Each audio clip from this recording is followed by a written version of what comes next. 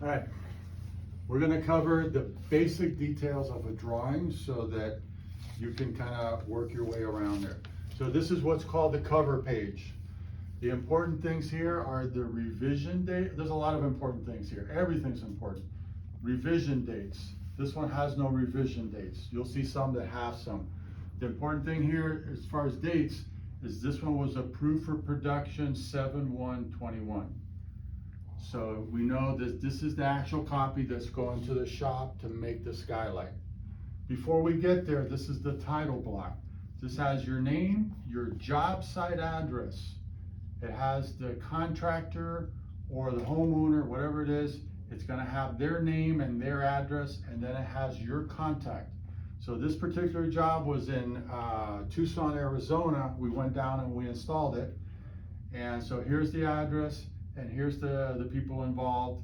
Sometimes this name is not correct. If that is the case, you can see on the updates you get on your text, that will have the correct contractor's name, or we'll write it in on the hard copy. But normally when you go do this job, you're gonna have a company cam folder already set up. Your drawings are gonna be in there. So if you forget your hard copy, you're gonna have your drawings. So title block, who and what, where, and that type of thing. This also has the initial date, it has the salesman's name, and it has who drew it. Okay, title block. Then you have general notes. These are all generic to about here, and then these are customized, usually. And this has things that basically protect the company. The first one says, Daylight Skylights follows lean manufacturing, which means that we do constant improvements.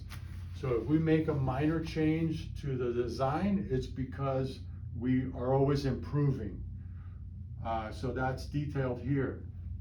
And this also tells us the sizes are based on what was quoted. Also, it says here that the customer or general contractor is responsible for the structural integrity of the mounting surfaces and curbs to withstand the weight and lateral thrust forces generated by the skylights. So that's always on there for issues like we talked about earlier. This also details our standard silicones.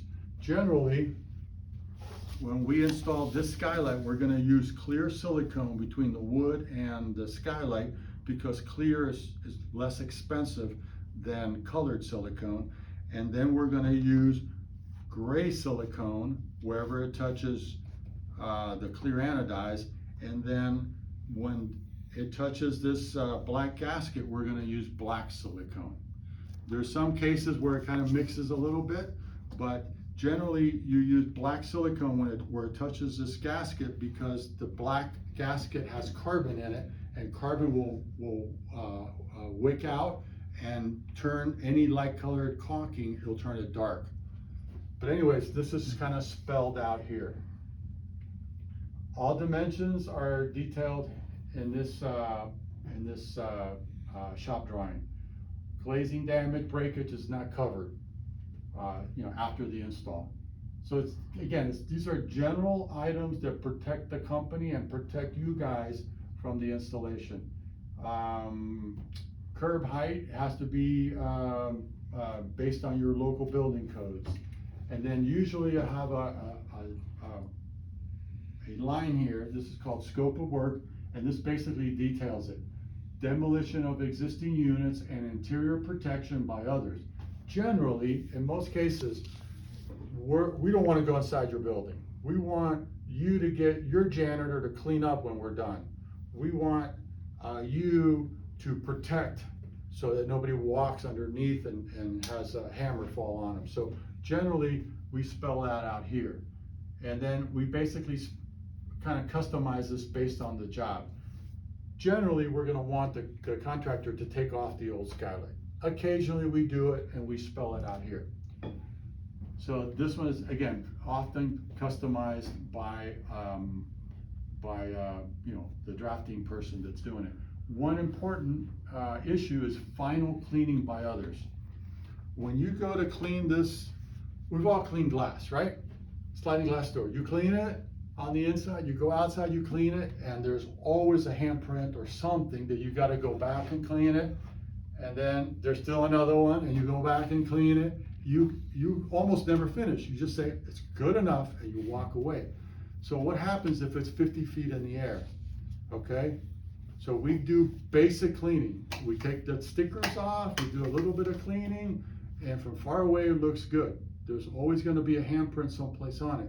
So we say, hey, Joe, we're gonna do a basic cleaning, and we describe that sliding glass door scenario. Some people are very picky, so we can never do the final cleaning. There's experts that clean glass and different things, and they are really good at it.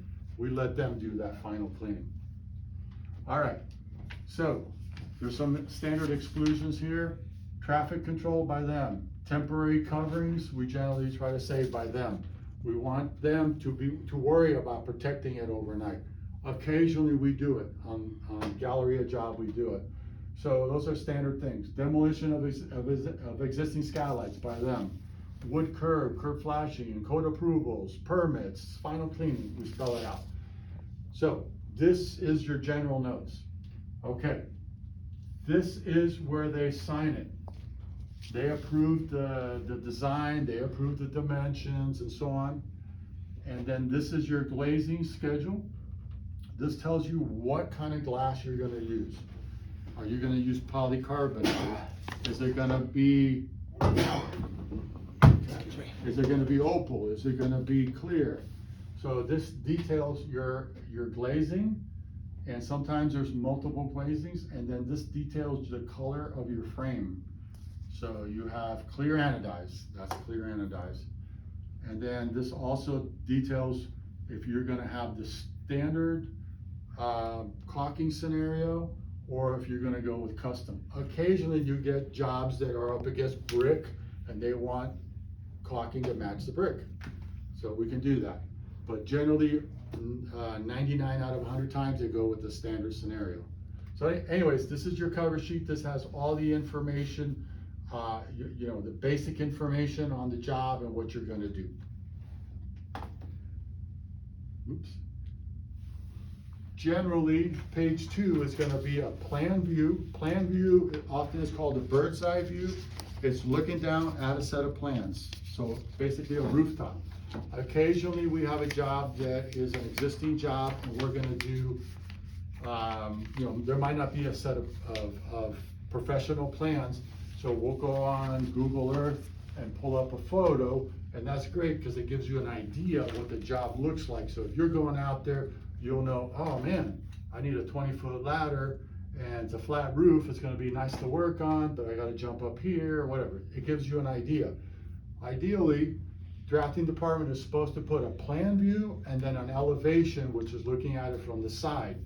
The elevation, if you're on the north side, this is called the north elevation, south side, south elevation, west elevation, and east elevation. So generally, they're not gonna provide all those drawings, but they're gonna give you enough drawings so you understand the job and you know what equipment you need, if you need extra hands to get the product up there. Okay, here's an additional drawing. Great, they gave you a drawing. They called out the skylights, Skylight A, partial roof plan. It tells you the direction of north. Good, you have an idea and you can surmise. I think it went on this part right here. Okay, they often, drafting will often give a curb drawing. This is to assist the contractor so he builds the proper curb.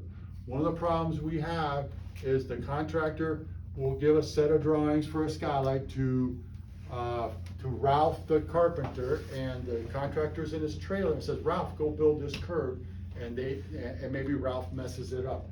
By giving Ralph this drawing, Ralph has a better shot on knowing how he needs to build it. It needs to be 3 inches because this skylight is 3 inches wide here. So it needs to be 3 inches, it needs to be a certain height and so on. So Ralph has a good idea. Then you get to the main page that kind of details the skylight. So this is Skylight A. It tells you it's 1. it gives you a scale of a half in 1 foot, half an inch in 1 foot. And it tells you the direction of the slope. So this is a gabled ridge. So it has a part of the roof going this way, part of the roof going that way, and this is a gable. If the gables are the same, you're only going to get one drawing. It shows you the slope of the roof of the skylight. So this is a 412, and that means for every 12 inches that you go this way, it drops 4 inches. 12 inches drops 4 inches. All right, cool. So this gives you an idea. I have one skylight. It looks like this. Overall size 144, overall size 72. And what it says here, 72 outside curb dimension. Outside curb dimension is very important because it's what we basically go by. 144 inches, which is 12 feet, outside curb dimension. If you notice this skylight right here, it doesn't go, the curb is here. The skylight continues, the skylight continued. So if this were this skylight right here, 72 inches, the measurement would be to right here, which corresponds to this vertical surface. So that's the curb. So if you're ever in the field and you're measuring a skylight, our skylight, only our skylight, you can hook your tape right here, or you can hook it here. So the reason we do that, because this is what we care about. This fits like a lid on a shoebox as well. It has the shoebox hanging down, but we also leave a gap, about a ½ inch gap for you to be able to stick your hand in there, because not all curbs are perfectly straight. So we need that gap. Also, when water drips off here, it drips down here and falls away from the curb, and that's what we want, because we don't want water running down this curb, because this curb is very susceptible to water and leaks and so on. So that's the way that's sized. Outside curb dimension. It's never frame. When I say never, there's exceptions, but it's never frame. Okay, so now this tells you there's one, but guess what? There might be more of these pages. Now, I know on this one happens to be one, but we'll look at another one briefly that's more than one. All right, so let me go back here. So this is a very simple one skylight install. So you're gonna have detail numbers. These are your detail numbers. Bear in mind, sometimes drafting does a lot of changes and they forget to update one of these numbers. But basically, this number 1 is a cut section right here of this sill area. This one is of the ridge, this one's of the sill, these are the rafters, these are your end rafters. So if I wanna know what's happening here, I go to number 1, sill, and it shows me a cut section of what's going on there. This shows, and it's detailed here, outside curb dimension point, little arrow right here. It tells us that's where our dimension point is, just like you see in that model. So it shows us what's going on there. It shows us this little honeycomb, which is the foam that's not shown in our model. But anyways, it details all the little parts that go in there. You really don't need to know all of those parts, but if you needed to know, it's there. It also details the ridge. Ridge 2, basically what's going on there. So that would be number 2. Number 2. All right, the next examples, or the next cross sections are number 4, your end wall detail and your rafter detail. So end wall detail right here, number 4, and your rafter detail. Now notice, so number 5, your rafter detail, there's also a rafter on your end detail, which we call the end rafter. But anyways, this is your simple component. Rafter, you have your glazing screw going into that, squeezing the glass. You have gasket on both sides, squeezing the glass, and then you have your beauty cap on top. Then your end rafter shows your rafter, shows your glass, same scenario, but here, instead of another piece of glass, you have a block of wood or a spacer, and then you have your end flashing. And then you have your piece of glass here. You can see the angle that we talked about earlier that you might have noticed or not, but the glass fits in a pocket with foam tape. There's foam tape here, and then this end flashing kind of holds it in place. So this covers this one. Oh, let me cover a couple things. Occasionally, you'll have a drawing like this, and you have a tight corner that you need to figure out. And you'll be like, well, geez, I have some dimensions here, but I don't have the dimension of this. What do I do? Well, you can get the part and you can kind of figure it out, or you can go here and you can see the scale. It says a 1/2 inch equals 1 inch. So it is half size. So you can get your measuring tape and measure here. So this is 2 inches, or let's say it's 1.5 inches, and now you know 1/2 inch equals 1. So there are 3 half inches there. So you can kind of do the math and you can say, okay, that's 2 inches. So this gives you the ability to kind of figure out any size of any drawing. So it doesn't really, it's not really advantageous on a simple skylight, but if you get into a greenhouse or a skylight that has a complicated flashing detail, you might want to know the exact dimensions, and that's how you can get the dimensions on any part of that skylight. Okay, switching gears here, this is a more involved set of skylights. This is a job that you're going to be visiting soon. It's called Galleria. It has the same scenario, slightly different notes. This one has gone through, well, I'm surprised that there's no changes on the revisions, but same scenario. It's got your glass type, it's got your aluminum finish, it's got your silicone, same basic details. What's different on this one is there's a lot of skylights. So this building is in near downtown Denver. It has, I want to say it's 14 skylights, and we're replacing them all except I think 1. And so now you have you saw your aerial shot from Google. Now you have a plan view showing the roof plan and is calling out the different skylights. If they're all they're all the same size. And the way we work out the same size is we measure them all and we kind of come up with a happy medium. And that's why this little play that the skylights have becomes advantageous. Same scenario, we give them an idea of the curb. So now we have several skylights. So we call them out. This is A, there's 7 of these. B1, there's 1 of these. So this is your plan view and your elevation of it. So it's exactly like the other one. It has your pitch, your details. Now in this one, there's more details because there's more skylights. So you might get 3D2. So that means it's detail 3 on page D2.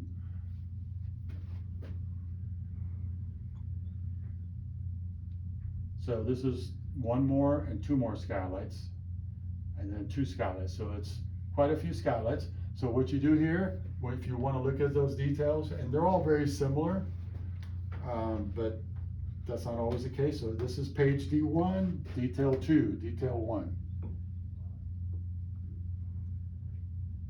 So it's very similar to the other one, but that's how you find your details. Any questions? And that's it. Thank you.